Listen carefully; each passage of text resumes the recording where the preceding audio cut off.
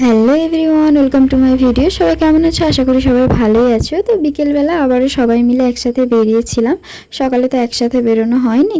বিকেলে আর বৃষ্টি হচ্ছিল না, ওয়েদারটা ভালো ছিল। তো প্রথমে সেই মন্দিরটায় গেলাম, যেটাই তখন যাওয়া হয়নি, তাড়াহুড়ো করে চলে গিয়েছিলাম। এখানে সব মন্দিরেই শিবলিঙ্গ রয়েছে।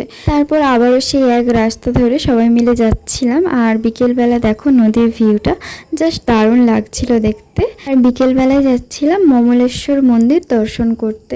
সেই একরকমই রাস্তা, কিছুটা গিয়ে তারপরে অন্য রুটে চলে যেতে হবে। সকালে ওমকারেশ্বর মন্দিরটা ছিল ডান দিকে, আর এটা হলো বাম দিকে।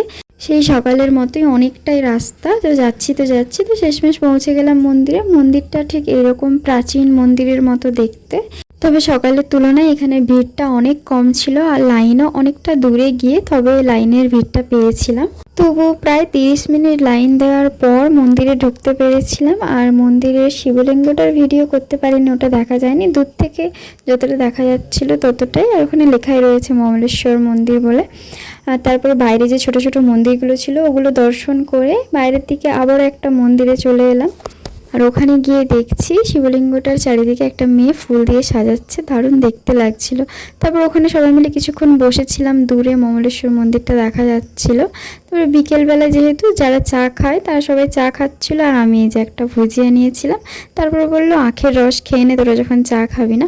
ওখানে কিন্তু আখের রসের আখের খোসাটা বাদ না দিয়েই রসটা করে, তাই এরকম সবুজ কালারের হয়েছিল। তারপরে নদীর ধারে সবাই মিলে এলাম বসতে। ওখানে আরতি হয়, আরতি দেখার জন্য।